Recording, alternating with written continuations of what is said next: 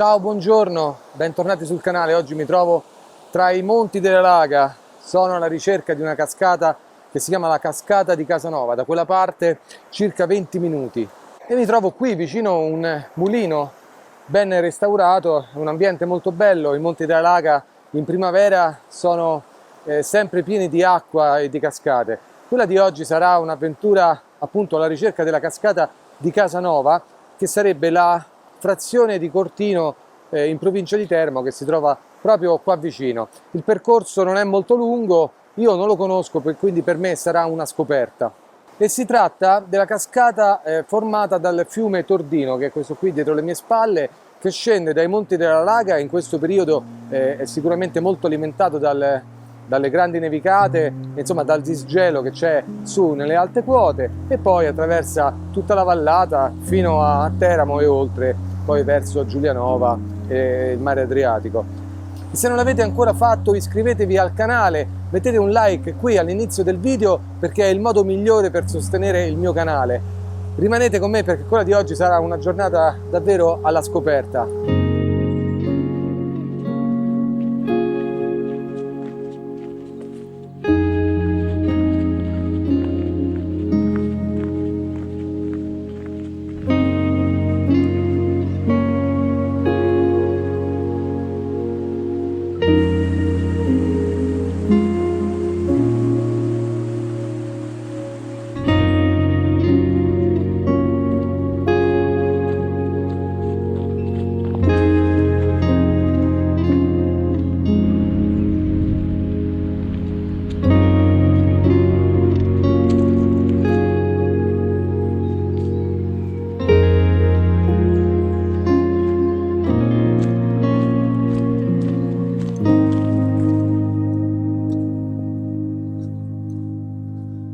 Il sentiero per raggiungere la cascata corre dal mulino, praticamente segue un po' il corso del fiume, lo risale per un po' e corre dentro una valle per un bosco. E siamo nella prima settimana di aprile, il tempo in questi giorni è piuttosto bello, c'è un sole splendente e purtroppo non c'è neanche una nuvola, e in questo periodo la temperatura è abbastanza alta e insomma consiglio questa escursione in periodi o la mattina presto o in periodi in cui il sole fa un giro diverso, si abbassa in maniera più rapida dietro le colline, per consentire un po' il procedere in maniera più fresca. Qui siamo ad una quota di 550 metri in località Fosso di Verruto. La cascata si trova da quella parte, ci sono ancora circa 10 minuti di cammino e bisogna ancora scendere per una ventina di metri più o meno, insomma qui nel fosso, risalire il corso del fiume. Io non conosco la cascata, per cui per me sarà sicuramente una sorpresa. E prima di andare a scoprire la cascata di Casanova volevo darvi un'anticipazione su quello che succederà nei prossimi tempi sul mio canale. Innanzitutto ricordate Matt Bishop, che abbiamo incontrato questo inverno durante una bufera a Campo Imperatore. Bene, ci incontreremo di nuovo alla fine del mese di aprile insieme ad altri amici dall'Inghilterra, con Paul Thompson e Tom di Photo Ninja, e sarà una sorta di F4, un po' alla scoperta delle montagne del Gran Sasso. Infatti ci saranno varie sessioni fotografiche tra Campo Imperatore e Prati di Tivo, un po' veramente nei punti più belli del Gran Sasso, per preparare poi in autunno una serie di workshop proprio dedicati magari anche oltre che a voi che ci seguite dall'Italia, ma per esempio ad amici che ci seguono dall'Inghilterra. Però alla fine di maggio, o comunque per il mese di maggio, sto organizzando proprio con Matt Bishop invece un incontro fotografico in una località che vorrei tenere ancora segreta, ma si tratta di una cascata nei dintorni di Roma, non molto lontano, per cui voi che siete a Roma mettetevi in contatto con me se volete partecipare, perché sicuramente sarà molto interessante confrontarci insieme a me a livello fotografico, insieme a Matt Bishop, che anche lui è un grande fotografo. Adesso mi rimetto in cammino e andiamo alla scoperta della cascata di Casanova.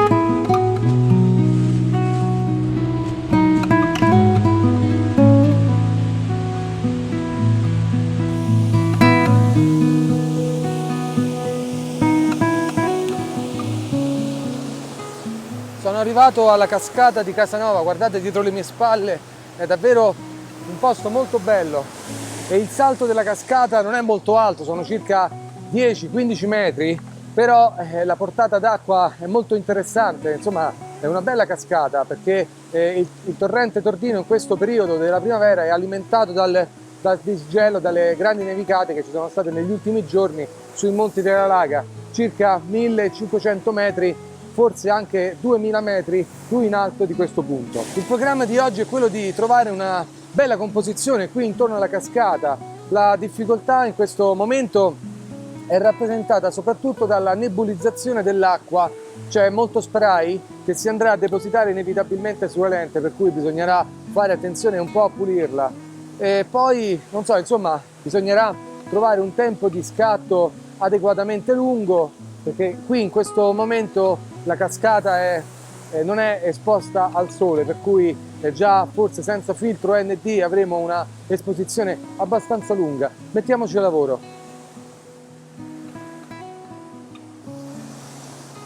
Ho girato un po' intorno alla cascata per cercare una composizione interessante.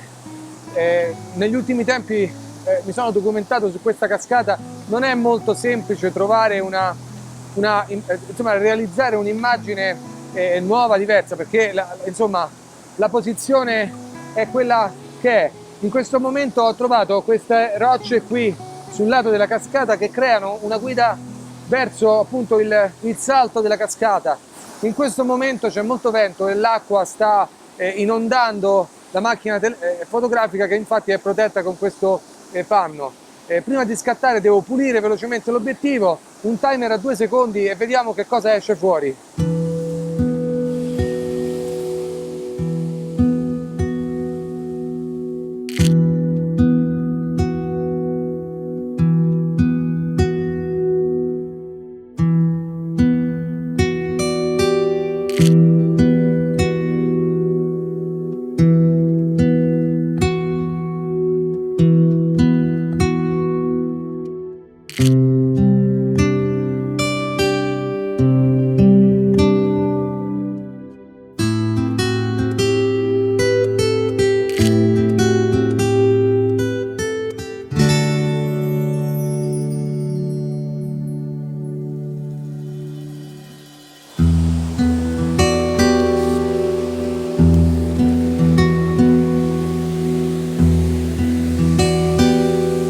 Magari certe volte trovare dei punti di ripresa insoliti potrebbe essere il punto di svolta per la fotografia. Da qua riesco a inquadrare tutta la cascata e riempire il fotogramma con la cascata. I tempi di scatto non devono essere molto lunghi, se no otterremo solo una strisciata bianca di acqua, ma vorrei avere un tempo di scatto intorno a 2 secondi per mantenere la texture dell'acqua. Vediamo che cosa si può fare.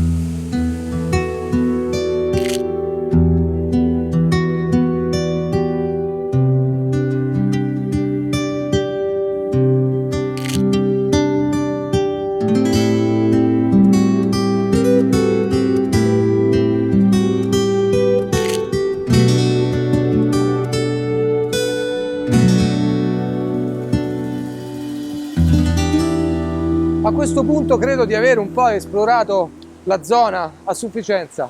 La composizione più o meno è quella che si vede dietro le mie spalle, cioè la cascata, e quella bisogna raccontare. Mi hanno detto che da quella parte lì si nasconde una piccola cascata molto interessante, per cui cercherò di vedere qualche ultimo scatto qui intorno e poi andrò alla ricerca della cascata nascosta.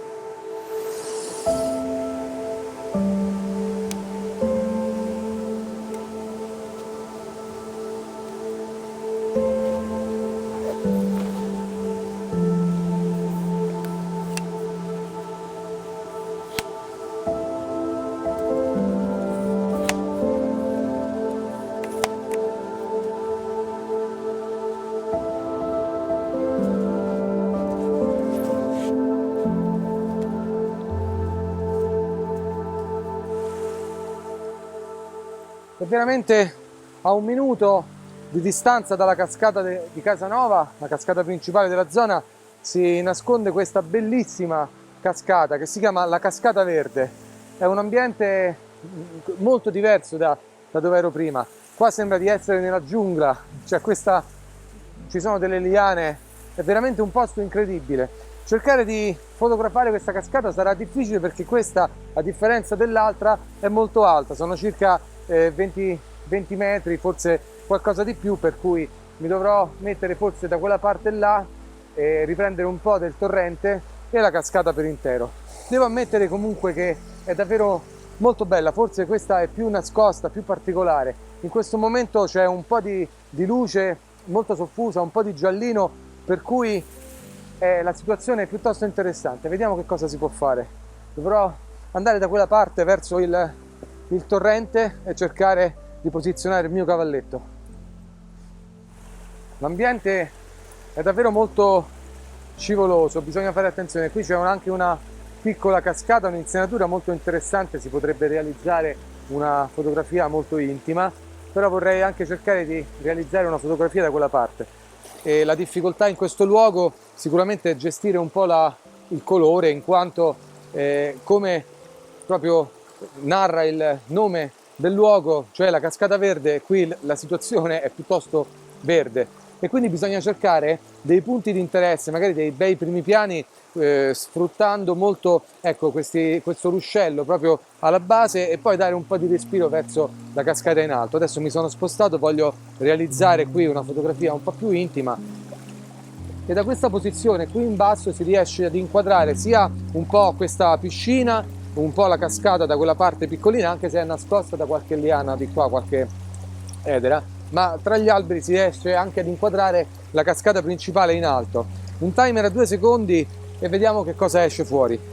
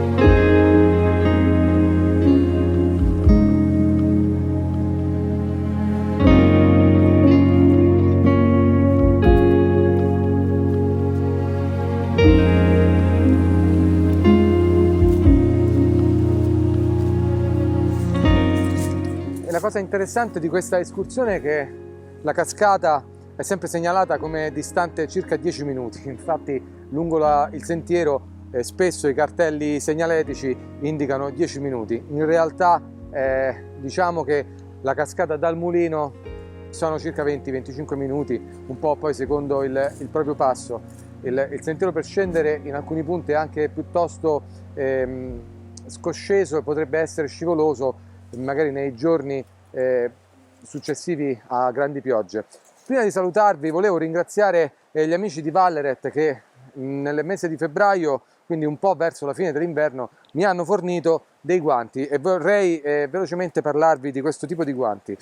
Innanzitutto ho chiesto di provare i guanti touch come primo strato. Questi sono guanti piuttosto caldi ma non troppo caldi, vanno bene come primo strato magari in giornate di primavera o anche d'autunno, mentre in inverno sono sicuramente utili come primo strato da indossare anche sotto ogni tipo di guanto della Walleret. Io utilizzo questo sottoguanto insieme al modello chiamato HS vi lascio comunque in descrizione tutti i dettagli per poter avere maggiori informazioni riguardo questi tipi di guanti. Questo è un guanto completamente in pelle e, come tutti i guanti fotografici, ha la particolarità che si aprono le dita, l'indice e il pollice, per cui con una calamita le sporgenze rimangono aderenti al guanto e si può manovrare molto bene la macchina fotografica. Questo è un guanto appunto completamente in pelle che favorisce molto bene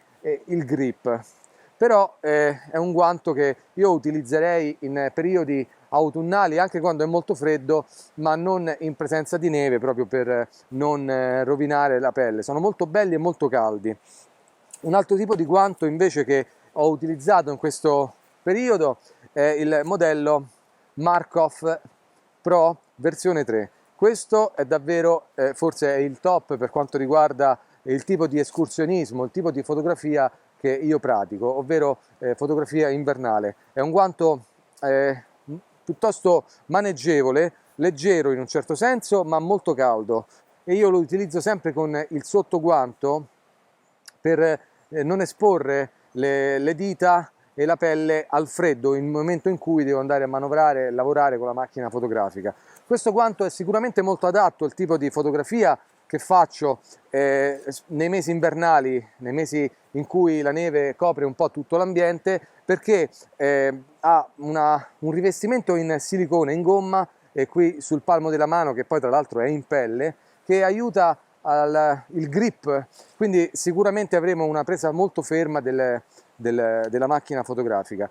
E questo guanto ha sul dorso della mano una zip che va ad aprire una tasca, al cui interno, in uno dei due guanti, troviamo una cosa che ho impiegato un po' a capire cosa servisse. È una piastrina molto comoda che ci può aiutare a chiudere a stringere la macchina fotografica sulla staffa L, oppure ad avvitare qualche vite che abbiamo sui nostri cavalletti. In una tasca c'è questa chiave, mentre nell'altra no. In queste tasche potremo mettere magari degli scaldini per tenere ancora più caldo la mano. Ed io vorrei davvero ringraziare Walleret per avermi fornito questi guanti, perché, come sapete, qualche volta mi sono stati davvero molto utili in qualche condizione critica, come sapete, magari al lago di Campotosto con meno 6 gradi sotto zero, oppure durante le bufere di neve. E purtroppo invece l'avventura di oggi finisce qui.